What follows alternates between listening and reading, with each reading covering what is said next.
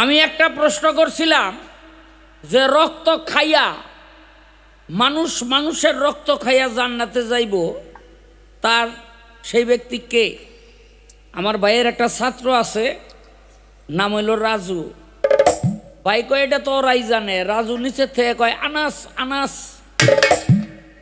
এই আবুল ভাই যে কইতে পারবো এটা তো আমি জানি, হই এটা জানি তো জিগাইছি।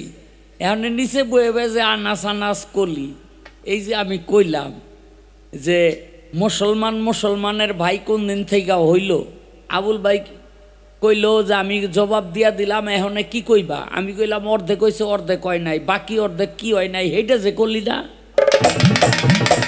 এই ও গেল কই? ওরে পিডামু কেন বলছি? আমার মূল পয়েন্ট ছিল মদিনায় যখন গেল, মক্কা হইল মুহাজের, মদিনা হইল আনসার। মুহাজের মানে ব্যবসায়ী, আনসার মানে কৃষক। এখন মদিনায় গিয়া কৃষকেরা তো কৃষি কাজ করে, যারা মুহাজের ব্যবসায়ী তারা তো আর কৃষি কাজ জানে না, পড়ল বিপদে।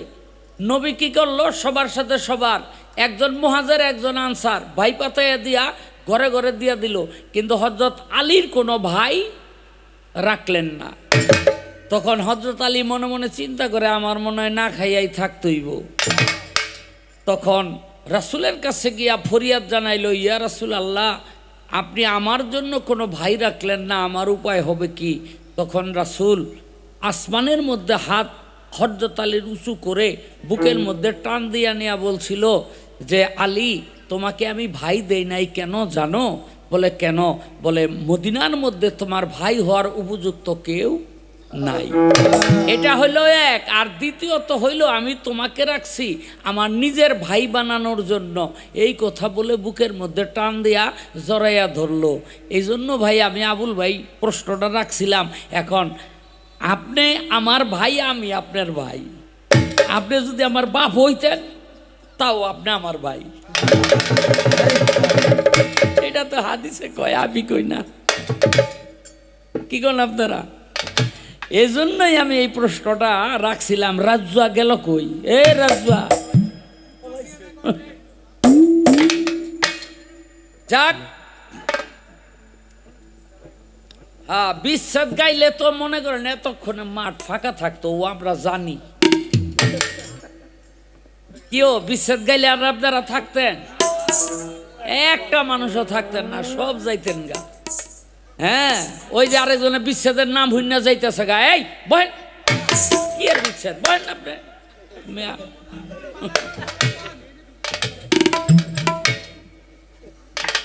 দুইটা প্রশ্ন করছে, জবাব করতে হবে। ও একটা কথা কয়ে তো মাইরা লাইছে রে। কথাটা কি? যে আলেয়ার সাথে তুমি বায়না রাখো না কেন? আলেয়ার সাথে বায়না রাখি না ডরে। হাসা কথা কই, আলেয়ার সাথে বায়না রাখি না ডরে। কোন জায়গায় যে কোন অপমান কইরা বইয়া থাকে,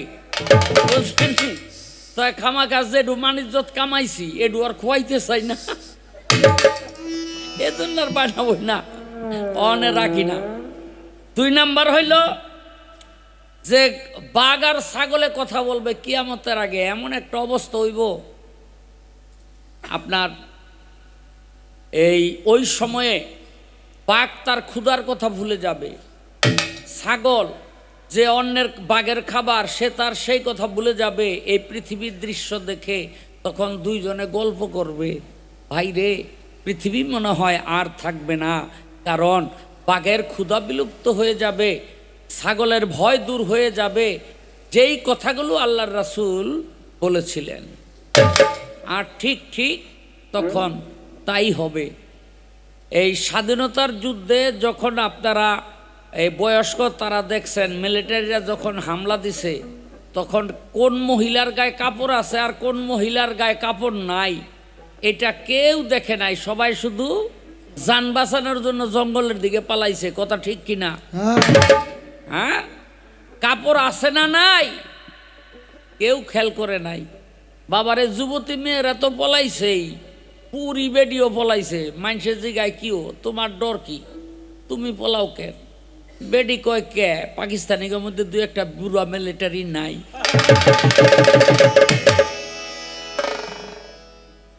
বুঝলেন নি, ডর সবারই আছে।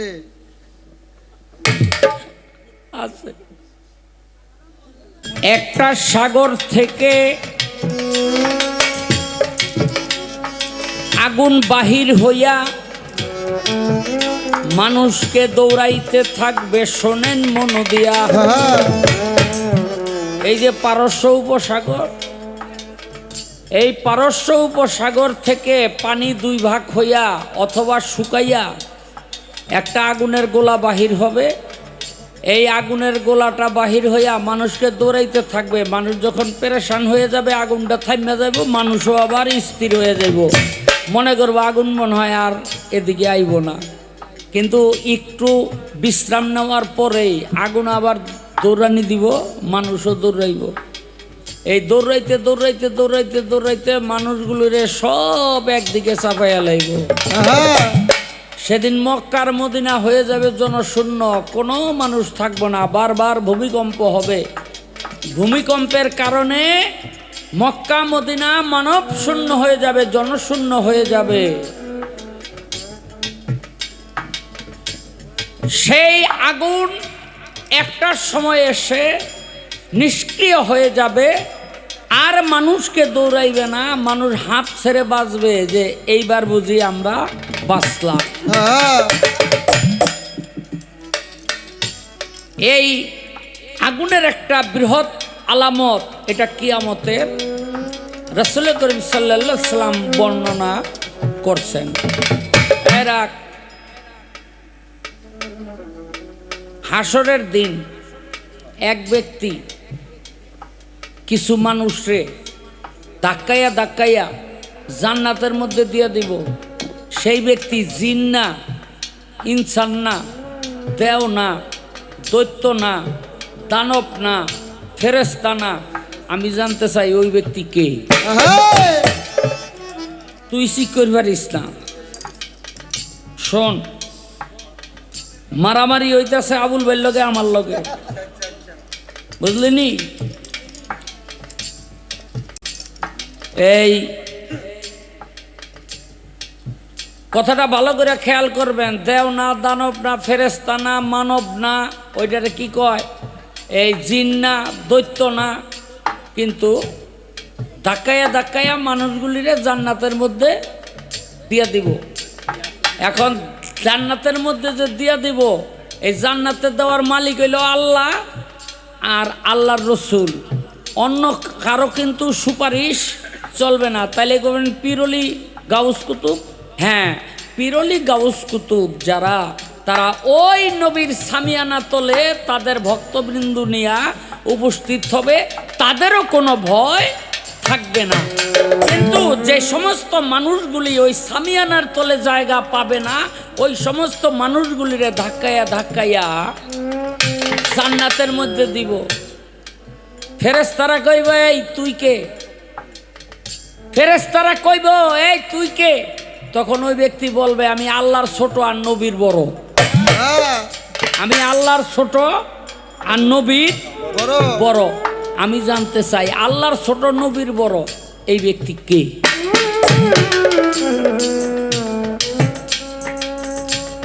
এই রাখ। একদিন এই যে বাংলাদেশ ব্যাংক, আমগো বাংলাদেশে রাসূলের জামানায়ও এই এরকম একটা ব্যাংক তার ছিল, যেটার নাম ছিল বাইতুল মাল। এই বাইতুল মালের মধ্যে নিযুক্ত করলো হুরায়রারে পাহারা দেওয়ার জন্য রাইতে। নবী কইল, দেখবা রাইতে কিন্তু একটা চোরাইব। একেবারে আইট কইরা টাইট কইরা পাহারা দিতেছে, দেখা যায় ঠিকই একটা চোরাইছে, থাপা দিয়া ধরছে। চোরে কয়, ভাই আমারে যদি আজকে ছাইরা দাও আর আমু না। দয়ার মন দিছে ছাইরা। নবী কয়, কি সে? কয়, ঠিকই রাইতে একটা চোরাই ছিল। কয়, কি করছো? কয়, ছাইরা দিছি। কয়, দেখবা চোরটা আজকে আইব। হ, থাপাদা ধরছে, এই চোর, কালগানা কইছিলে আমি না, আজকে আবার আইস। কয় ভাই আজকেও ছেড়ে দাও, আমি আর আগামী গেলামও না। ওই ব্যক্তি কয় ঠিক আছে ছেড়ে দিলাম, হুরাইরা কয় ছেড়ে দিলাম। নবী দিনের বেলা কয় কি হয়েছে, কয় চোরটা আবার হয়েছিল। আমার নবী কয় দেখো চোরটারে তো ছেড়ে দিছ, ওই চোর কিন্তু আজকে রাইতো আইবে। ঠিক রাইত গভীরে আইছে মাল চুরি করার জন্য, আর থাবাদা ধরছে তোরে ছাড়তাছি না। কয় ভাই আজকে যদি আমারে ছাড়ো না, তোমার এমন একটা কথা আমি শিখাই দিব, তুমি না কিয়ামত পর্যন্ত এই কথা যে কইব, হাসরের দিন সে জান্নাতি হয়ে যাইব। নবী ওই হুরায়রাকে তাহলে শিখাও। আমার দিনের বেলা নবী প্রশ্ন করে, হুরায়রা আজকে কি কেউ আইছিল? কই চোরটাই আইছিল। কয় কি করছো? কয় ছেড়ে দিছি। কয় সাল্লা কেন? কয় ওই ব্যক্তি কইছে এমন একটা কথা আমারে শিখাই দিব, যেই কথা কেউ কইলে হাসরের দিন কিয়ামত পর্যন্ত মানুষ জান্নাতে যাবে, ওই কথাটা আমারে শিখাই দিয়া গেছে। আমার নবী কয় ঠিক ঠিক ঠিক। আমি জানতে চাই চোরে হুরায়রারে কি কথা শিখাই দিয়া গেল, যেই কথাটা দুনিয়ার মানুষ পাঠ করলে, আমল করলে রোজ হাসরের দিন ওই কথাটাই ওই ব্যক্তিরে জান্নাতে লয়ে যাইব। এটা কিডা? আগুন লাগিলে আগুন নিভাই কেমন করে, আগুন লাগিলে আগুন নিভাই কেমন করে, ওমর আল্লাহ রে ওটা লাগি জ্বালায় করে, ওমর আল্লাহ রে ওটা লাগি জ্বালায় করে, ওমর আল্লাহ রে ওটা লাগি জ্বালায় করে, ওমর আল্লাহ রে।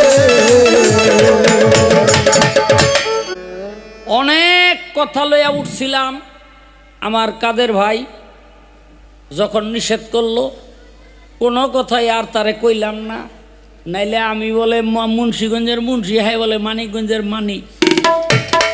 বিয়া শাদি করলে এই মুন্সি লাগে, মানিক লাগে না।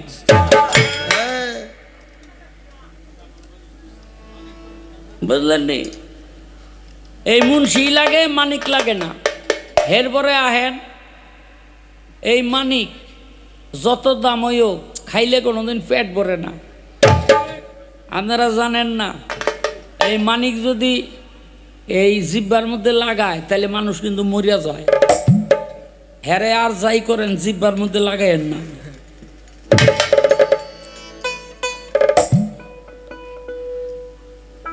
এই আরেকটা প্রশ্ন করি রে, এই নফসের মধ্যে টুপি পরিয়া হাসরের দিন উঠবো কি? জানা দরকার আছে কি না তোর? হ্যাঁ, মাথায় টুপি, এটা তো মনে করেন কেউ উঠতেই পারে, আমরা টুপি দেই, কিন্তু নফসের মধ্যে টুপি দিয়া হাসরের দিন কেউ উঠবে। বাবা গান তো দুটো গাইতে হবো, কিন্তু কথা তো ফেসে পড়ে গেছি। আমার ছেলেটা একটু বাইরে গেছিল, ওই রাজু কও গেছে কই, মানে পাইলে মারবো, এখন যাইছে, এখন কিন্তু কিছু কইতে পারবো না। কারণ হইলো সালেম সরকার অনেক বড় মস্তান, আপনারা জানেন। হ্যাঁ যখন মানুষের ধরে মারে, হ্যাঁ খুব মনে মনে অনেক গাল পারে, মনে মনে প্রকাশ্যে বললে আবারও তোমার এই জন্য খুব বড় মাছ, অনেক বড় মাছ, মনে মনে গাল পারে। ও গেছে কই, খুব রাগারাগি দেখাইলো না, আইসে যে এখন আর কিছু কর সাহস, কারণ কিছু কইলে এখন তো মারবো।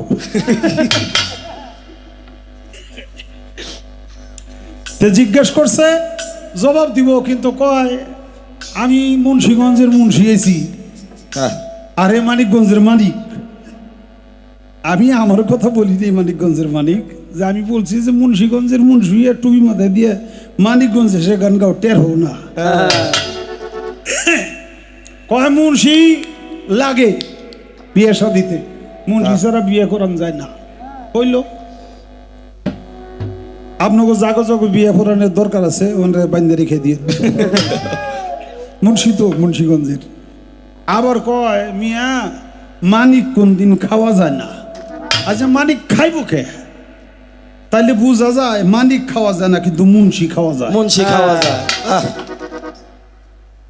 রেখে দিয়ে যাইতে দিন না, পিস পিস করে ভুনা করে খাইতে হইব।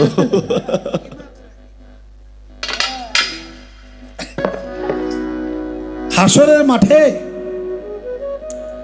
এক ব্যক্তি ধাক্কায় ধাক্কায় মানুষদেরকে জান্নাতে নিয়ে যাবে,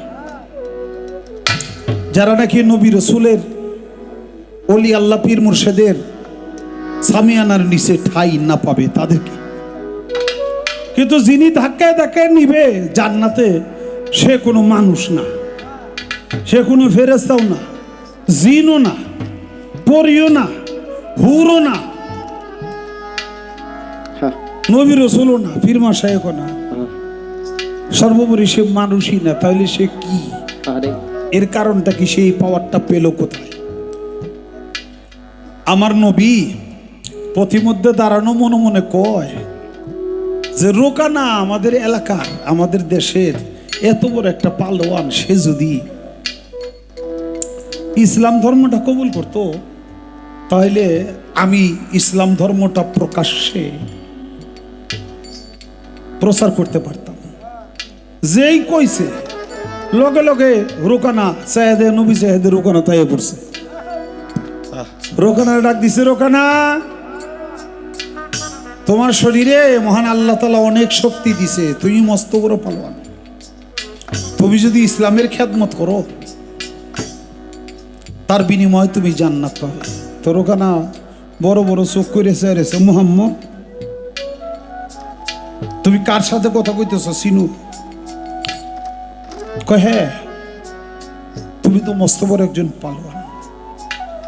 তা আমি এত বড় পালোয়ান জানার পরেও আমার তুমি এই কথা কও, আমার বাপ দাদার ধর্ম নষ্ট করতে কও, এত বড় সাহস তুমি পাইলা কই? কয় আল্লাহর হুকুম, সেই হুকুমই তো আমি বলি। কয় তাহলে তোমার সাথে আমার একটা বাজি লেগে যাই, বাজিতে যদি আমার হারাইতে পারো বিশ্বাস করব তুমি আল্লাহর নবী। বাজিটা কি? কয় আমার সাথে কুস্তি খেলবা, কুস্তি খেলে যদি আমার হারাইতে পারো তাহলে আমি তোমার ধর্মটাকে স্বীকার করব। নবী কয় ঠিক আছে আমি রাজি। যেই নবী রাজি হইছে, রোকানা চাইয়া দেখে কয় হায় হায় রে, এই টুকটুক মানুষ, পিঁপড়ার মতো মানুষ, আমি এত বড় একটা পালোয়ান, আমার সাথে সাহসটা পাইলে কোন জায়গায়? খালি একটা বার ধর মোহাম্মদ, দেখ মাটির মধ্যে এমন একটা জাতা দিমু 70 গজ মাটির নিচে ধরে কুইতা রাখো, আর জানি কারো বাপ দাদার ধর্ম নষ্ট করতে না পারস। আমার নবী উঠাই ধৈরেই ফটকানি দিয়ে রোকানের মাটির মধ্যে শোয়াই দিছে। কয় তুমি হারছো, এবার আসো আমার ইসলাম ধর্ম কবুল করো। রোকানা কয় মোহাম্মদ তুমি কি জীবনে কুস্তি খেলছো? কয় জীবনেও খেলি নেই। কয় যে কোনো নিয়ম জানো না? কয় নিয়মটা কি? কয় তুমি আমি দুজন পজিশন লব, যখন দুজনে রেডি থাকবো তখন হাতে হ্যান্ডশিপ করে তারপর আমরা কুস্তি লেগে যাব। তুমি তো আমি রেডি মানুষ না, আমি আনরেডি একটা মানুষ, ধাক্কাতে ফেলাই দিলে। এভাবে কি কোনদিন কিস্তি খেলা হয়? কয় ঠিক আছে তাহলে আসো। আবার ধরছে, ধরে আবার নবী রোকানার মাটির মধ্যে শোয়াই দিছে। নবী কয় এবার তুমি হাইরে গেছো, আসো। রোকানা কয় 3 বারে শুই, কিছু গাড় থেরাপিলিয়ার আছে না, কয় 3 বারে শুই। আমার নবী কয় ঠিক আছে আমি রেডি, তুমি আমাকে ধরে ফেলাই দাও, মাটির মধ্যে শোয়াই দাও। রোকান আমার নবীরে ধৈরে এই যে চেষ্টা করে কোনো মতে ইলাইতে পারে না। পারবে কেমনে? একজন পালোয়ানের গায়ে, একজন পালোয়ানের শক্তি, একজন নবী রাসূলের গায়ে আল্লাহ দিছে 30 জন পালোয়ানের শক্তি। যতই চেষ্টা করে একটু ইলাইতে পারে না। আর ওখানে আবার তুমি রেডি হও, আমি তোমাকে মাটিতে শোয়াই দেব। ওখানে রেডি হয়েছে, সাথে সাথে ধরে মাটির মধ্যে ফালাই দিছে।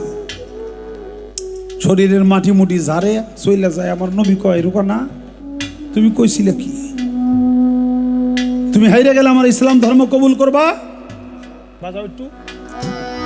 তুমি হাইরে গেলে আমার ইসলাম ধর্ম কবুল করবা? কয়, মোহাম্মদ আজ 3 দিন যাবৎ শরীরে জ্বর, মুখে কোনো রুচি নাই, ঠিক মতো খাইতে লইতে পারি না, এই জন্যে আমি হাইরে গেছি। তাছাড়া আমারও তুমি হারাইতে কোনো দিন পারো না। আমার নবী কয়, রোকানা কি করলে তুই বিশ্বাস করবি সত্যিকার আমি আল্লাহর নবী? পাইছি কায়দা। ও দূরে দেখা যায় একটা খেজুর গাছ, ওই খেজুর গাছটা যদি আমার কাছে আইসে বইলে দেয় তুমি সত্যিকার আল্লাহর নবী, তাহলে আমি বিশ্বাস করব এবং আমি তোমার ধর্ম স্বীকার করব। মনে মনে কয়, গাছ কোনদিন হাঁটতেও পারে না, গাছ কোথাও কইতে পারে না, ওটা আসবও না, কইবও না, আমি মুহাম্মদের ধর্ম স্বীকারও করুম না। নবী কয়, আল্লাহ কি করব? আল্লাহ কয়, খালি হাতের আঙ্গুল দিয়ে ইশারা করেন, কাজ করবো আমি। হাতের আঙ্গুল দিয়ে ইশারা করছে, গাছটা মাটির মধ্যে থেকে একবারে জট টট ছিঁড়া উঠছে। গাছটা লাফাইতে লাফাইতে আবার নবীর কাছে এসে সেজদা দিয়া পড়ে গেছে। জোরে জোরে বলি সুবহানাল্লাহ, সুবহানাল্লাহ, সুবহানাল্লাহ। গাছের জবান খুলে গেছে। গাছ বলছে, ইয়া রাসূলুল্লাহ, আপনি সত্যিকারে আল্লাহর নবী, আপনার ধর্ম সত্য, আমাকে আপনার ধর্মটা শিক্ষা দেন। সেদিন ওই খেজুর গাছরে আমার নবী এই কলেমা তয়্যিবা লা ইলাহা ইল্লাল্লাহু মুহাম্মাদুর রাসূলুল্লাহ, সকলে বলি সাল্লাল্লাহু আলাইহি ওয়াসাল্লাম, এই কলেমা সেই খেজুর গাছ সেদিন পাঠ করেছিল। রোকানা থাপাদি আমার নবীর কদমে জড়ায় ধরে বলে, নবী গো, পৃথিবীতে যত জাদুকর জাদুবিদ্যাই থাক না কেন, এমন কোন জাদুবিদ্যা নাই যে গাছ হাঁটাইতে পারে আর গাছ দিয়ে কথা বলাইতে পারে। আপনি যে সত্যিকার আল্লাহর নবী, আমি বিশ্বাস করলাম, আপনার ধর্মটা আমার শিক্ষা দেন। সেদিন রোকানাও আমার নবীর এই কলেমা পড়ে নবীর ধর্মে দীক্ষিত হলো, নবীর উম্মতে দাখিল হলো। এখন নবী যখন যায়, রোকানা যখন যায়, তখন ওই গাছটা কাঁদে। আমার নবী কয়, গাছ তুমি কাঁদো কেন? কয়, কাঁদি এই জন্য, আপনার মহব্বতে, আপনার সহব্বতে আপনার ধর্ম স্বীকার করলাম, আমারও তুই আপনি যাইতেছেন, আমি সেই বেদনায় কাঁদি। আমার নবী কয়, রোকানা ধরো গাছটা। গাছটা লইয়া যাইতে যাইতে গেছে মসজিদে, মসজিদে নববতী। এই নববীতে যাইয়া এই গাছটারে আবার মাটি গর্ত কইরা তারপরে গাছটারে পুঁতে রাখছে। এখন নবী শুক্রবারে যে জুমা দেয়, জুমা খুতবা দেয়, এই খুতবা দিতে গেলে নবী এই গাছের সাথে হেলান দিয়া ভর কইরা তারপরে খুতবা দেয়। এইভাবে অনেকদিন চলল। ওই গাছটির নাম রসুল রেখেছিল উস্তনে হান্নান। ওই খেজুর গাছের নাম উস্তনে হান্নান। অনেক দিন পার হয়ে গেল। নবীর সাহাবারা কয়, আমরা যে জায়গায় দাঁড়াই নবীও সেই জায়গায় দাঁড়ায়, নবীর সম্মান ক্ষুণ্ণ হয়ে যায়। নবী রসুলরে একটু উঁচু আসন দিতে হয়। তখন মসজিদ একটা মিম্বর বানাইল সর্বপ্রথম, একটু উঁচু জায়গা, একটু উঁচা একটা কাঠ দিয়ে একটু উঁচা করে বানাই দিল। নবী, আপনি খুতবা দেওয়ার সময় এই জায়গায় দাঁড়াইবেন, আমরা নিচে থাকুম, তাহলে আপনার সম্মান ক্ষুণ্ণ হবে না। আমার নবী সেদিন ওই গাছটারে ছাইরে দিয়ে ওই মিম্বরে এসে উঠল। তখন মিম্বার ছিল এক টাকের, এই প্রথম মিম্বার। নবী যেই মিম্বারে উঠল, নবী মসজিদে খুতবা দেয়, আর এই সময় একটা শিশু বাচ্চা কাঁদে। দেখে কোনো বাচ্চা নাই, কাঁদে কে? নবী বলল, দেখো তো গাছটা কাঁদে কিনা। যে হ্যাঁ, গাছটা কাঁদে। নবী আমার গাছের কাছে আসছে, আইসা কয়, হান্নান রে, উস্তনে হান্নান, তুই কাঁদুস কেন? গাছ সেদিন চোখের পানি ছেড়ে দিয়ে বলে, ইয়া রাসূলুল্লাহ, আপনার এই পবিত্র দেহটা আমি নাপাকের দেহে যে স্পর্শ পাইতো, সেই স্পর্শের কারণে আমার এই তপ্ত হৃদয়টা শোষিত হইত, শান্তি পাইত। আরে এখন আপনি মিম্বর পাইয়া আমারে ভুল আপনি মিম্বরে যে উঠলেন, তাহলে আমি গুনাহগার তো একা একাই পড়ে রইলাম, আমার নবীর সোহবত মহব্বত থেকে বঞ্চিত হয়ে গেলাম। আমি সেই জন্য কাঁদি। আমার নবী বলল, ওস্তনে হান্নান রে, তুই কাঁদিস না, আমি সব সময়ের জন্য তোর সাথে আছি।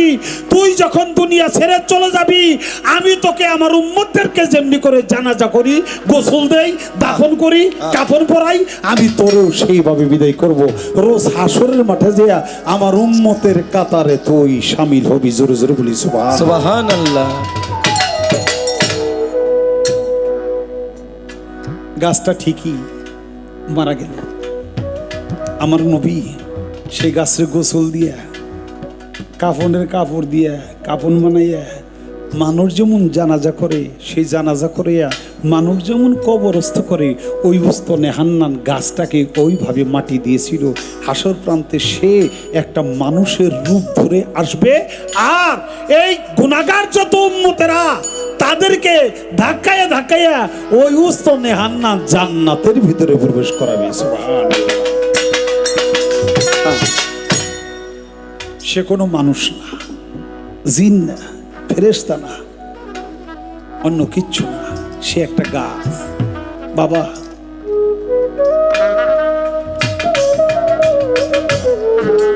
তাই পৃথিবীতে তুমি নবী রাসূলদের, ওলি আল্লাহদের, সাধুগুরুদের সঙ্গী হয়ে যাও, তাদের সংস্পর্শে তোমার এই পাপ দেহটাও একদিন মুক্ত হবে। প্রশ্ন আর একটা রয়ে গেছে, আবু হুরায়রা নবী করিম সাল্লাল্লাহু আলাইহি সাল্লামের সাহাবা, তার একনিষ্ঠ উম্মত নবী দিল বাইতুল মাল পাহারা দেওয়ার জন্য। একজন চোর আসবে, পাহারা দিতে দিতে দেখলো সত্যিকারে চোর আসছে। চোরে বলে, আমার ছাইরে দেন, আমি আর চুরি করব না। ছাইরে দিল। নবী বলল, আসছিল? কয় হ্যাঁ, চোর আসছিল। কি করছো? কয় ছাইরে দিছে, আর চুরি করবো না কইছে। কয় আগামী গেল আসবো, আগামী গেল আসবো। পরের দিনও পাহারা দেয়, চোর ধরা পড়ছে। কয় ছাইরে দেন, আমি সত্যিকার বলছি, আর কোনদিন চুরি করব না। ছেড়ে দিছিল। নবী কয় আবার আসবো। তৃতীয় রাত্রে আবার যখন চোর আসে, তাকে ধরে কয় না, আর তোরে সারা যাবে না। সেই চোর বলে, আমারে যদি ছাইরা দেন, আমি এমন একটা জিনিস শিখাইয়া দিব, এই জিনিসটা যদি আমল করেন, তাহলে সে বিনা হিসেবে আল্লাহর জান্নাতে প্রবেশ করবে। চোরটা কি? এই চোর দুনিয়ার কোনো মানুষ না, জিন বরি ফেরেশতা না, আসলে কোনো চোর না। এটা হলো কোরআনের আয়াত, এর নাম হলো আয়াতুল কুরসি। আয়াতুল কুরসি একটা মানুষের আকার ধরে, রূপ ধরে, তারপরে সে আসে।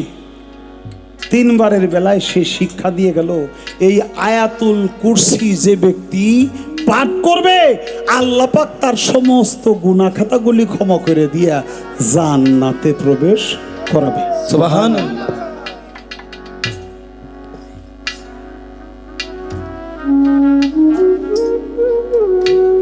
ও আর একটা প্রশ্ন করছে, রোজ হাসরে